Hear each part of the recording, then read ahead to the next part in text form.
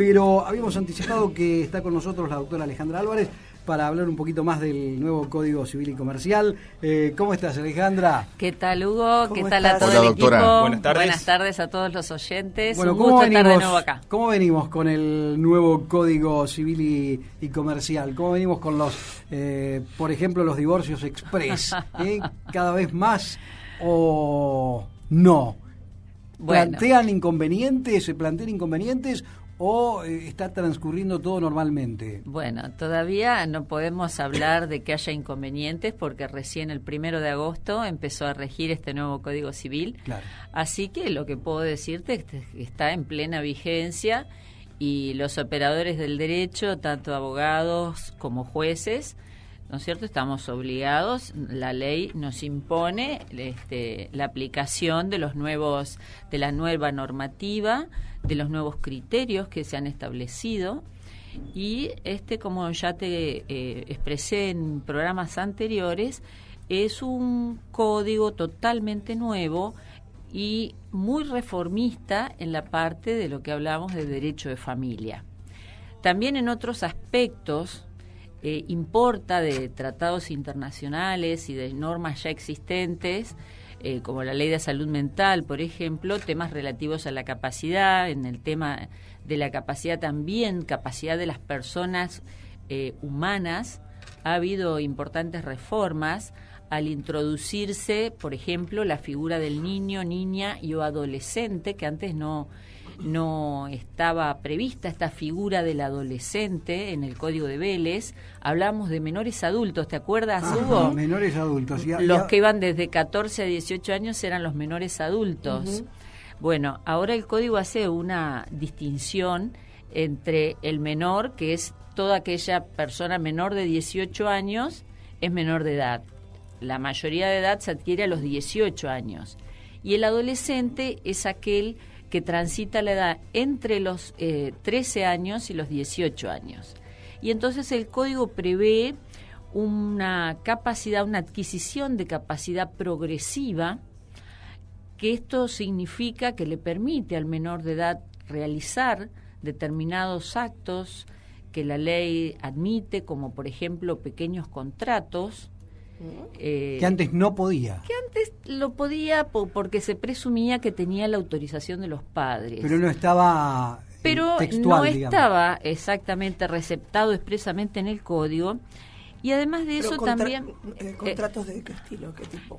Pequeños contratos de trabajo, compraventa, de trabajo también, y por ello pueden estar en juicio. A partir de los 14 años pueden estar en juicio, y es más, pueden intervenir, por esto te digo que es importante este tema, que pueden intervenir en los juicios en los que se vean afectados o refieran a sus intereses. No a través de sus padres, sino ellos mismos. La representación de los menores de edad sigue estando a cargo de sus padres. Ya no se habla de patria potestad, sino de responsabilidad parental. Hay una modificación en los términos. Y el representante legal de los menores son los padres. Sin perjuicio de ello, la ley, el nuevo código admite que los menores tengan voz, sean oídos en aquellos juicios en los que ellos están involucrados, no solo económicamente o por la parte laboral. Por ejemplo, un niño mayor de 10 años puede declarar ante un juez y decirle si quiere o no ser adoptado. Un niño puede declarar ante un juez, o generalmente cuando son muy chicos se utiliza la cámara Gesell en familia para decir si quiere estar con un padre o con el otro, ¿me entendés? Con quién va a vivir, cuando entre los padres no se ponen de acuerdo con respecto al cuidado o cómo van a ejercer ese régimen que antes se llamaba de tenencia. Ahora se llama de cuidado personal. Y en esto también hay una gran diferencia. En el código anterior se le daba la primacía, o sea, la primacía en el cuidado de ese niño lo tenía la madre. se decía nadie mejor que la madre para cuidar al niño. Depende de la madre. sobre todo en aquellos menores de 5 años. Uh-huh. En cierta manera, no es que esto se ha borrado completamente de un plumazo, pero sí se ha reconocido una necesidad de que los padres participen activamente, como hoy día los padres jóvenes lo hacen. Es muy bueno eso. Y eso es muy bueno, y entonces se tiende a que el cuidado de los niños sea compartido. Y entonces, en este aspecto, los niños ya no son terceros sin voz ni voto, no son botín de guerra, aunque en los hechos, muchas veces, desgraciadamente, después siguen ocurriendo. Tenemos esta visión. En su opinión como profesional, porque me parece que usted tiene que estudiar de vuelta con todo este código por la terminología y demás, ¿no? Pero en tu opinión profesional, ¿cuánto tiempo va a pasar antes de que la sociedad asuma este cambio dentro del código? Y lo tiene que asumir ya. Pero lo que hablábamos recién, digamos, hay todavía conductas que tienen que ver con el código anterior. Sucede esto con este código. Este código recepta cuestiones que ya se daban en la sociedad. Es decir, el derecho llega después de los hechos que la sociedad ya va cumpliendo. El código nuevo recepta jurisprudencia, es decir, que los jueces ya han emitido opinión sobre la mayoría de estos casos y ahora la ley los recepta expresamente. Y hay cuestiones nuevas, como hablábamos los otros días contigo, sobre la utilización y qué apellido va a llevar el niño, que ahora, antes era de cajón el apellido del padre. Y ahora puede ser el apellido de la madre. Y ahora puede ser que los cónyuges decidan que va a llevar primero el de la madre y luego el del padre. Claro, hay que asumir todo este tipo de situaciones. Y entonces esto por ahí es un poco más. Tiempo. Esto es un poco más extraño. Pero igual son cambios que yo creo que no son totalmente nuevos. Entiendo. Son situaciones que se daban, pero que no estaban. Algunas situaciones en materia de familia son más nuevas y han impactado más en la sociedad. Y entonces eso es lo que ahora estamos hablando. ¿Lo consideras positivo? Yo lo considero positivo.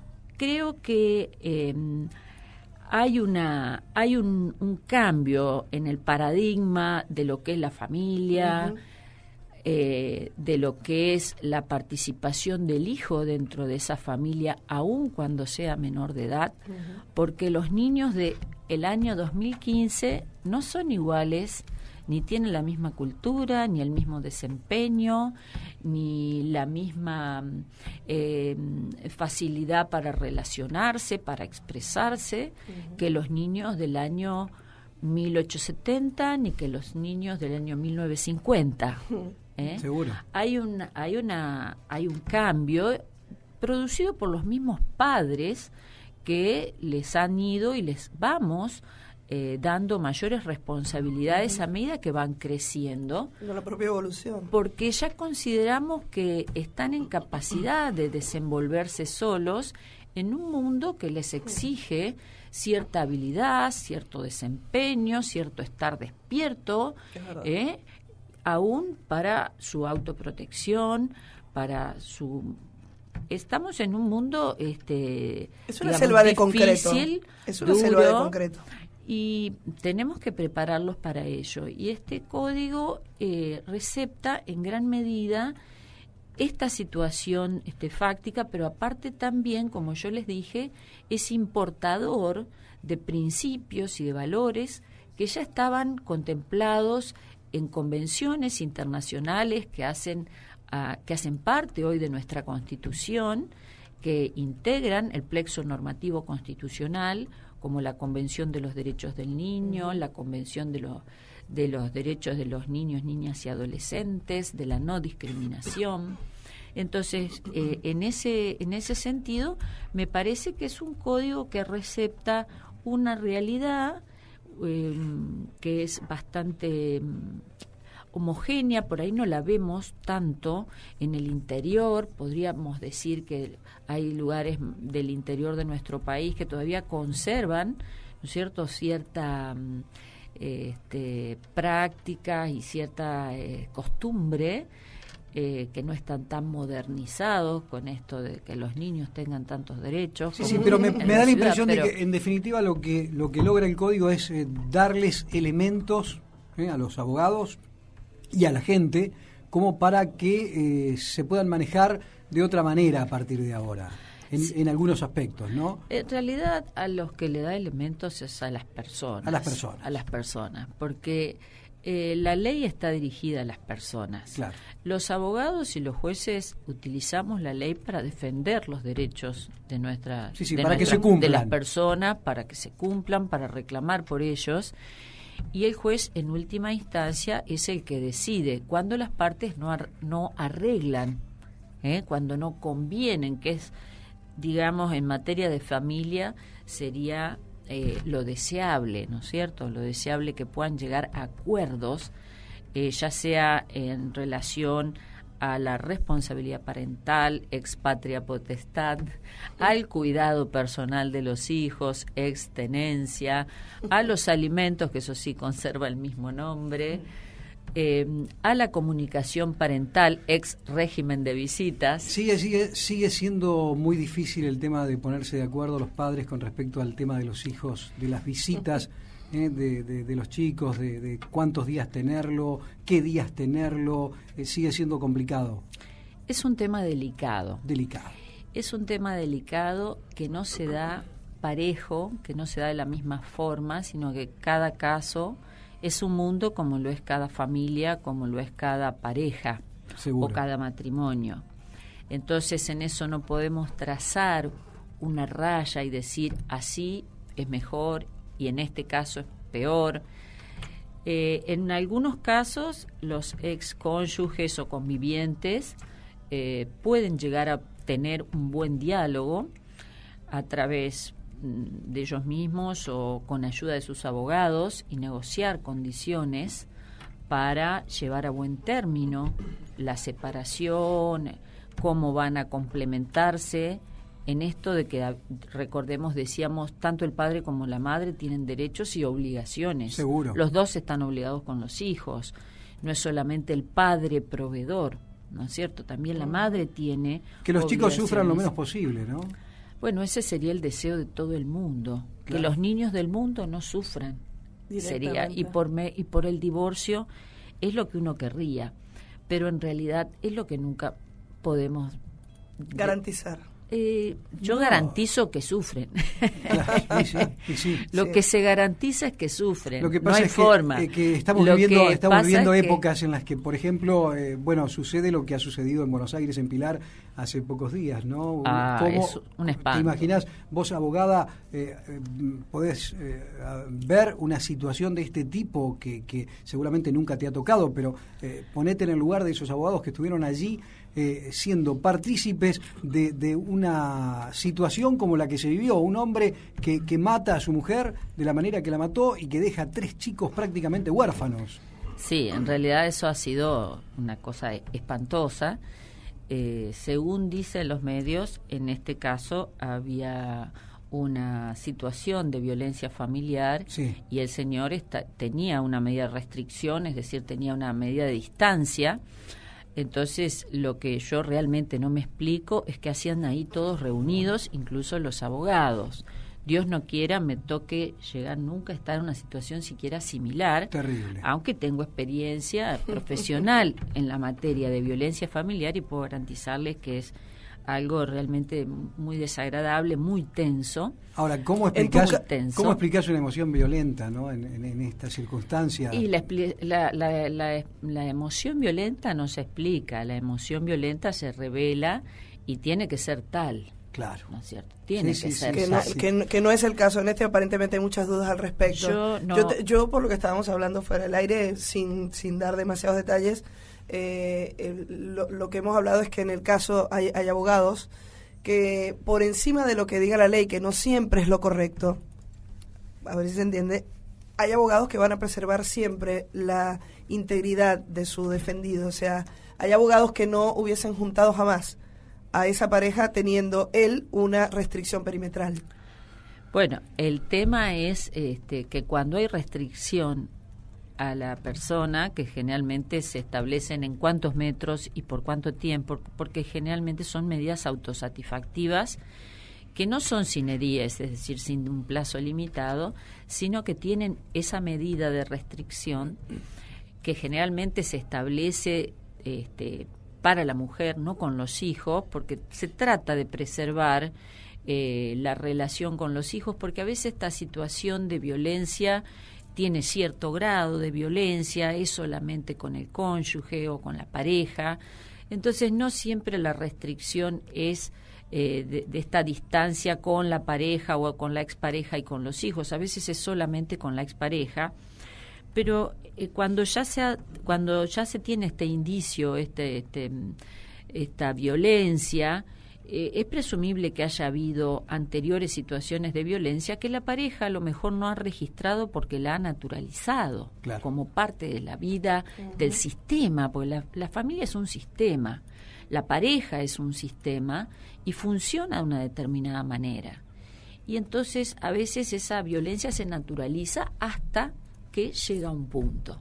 Cuando llega a un punto tenemos este tipo de medidas. Situación límite. Tenemos esta situación límite y cuando llega esta situación límite ahí ya no es posible mediación, ya no es posible que los abogados se junten con sus clientes en un mismo ámbito, porque no sabemos si en algún momento va a surgir este impulso irrefrenable de alguno de ellos hacia el otro, como ha sucedido esta vez y no es la primera vez que sucede.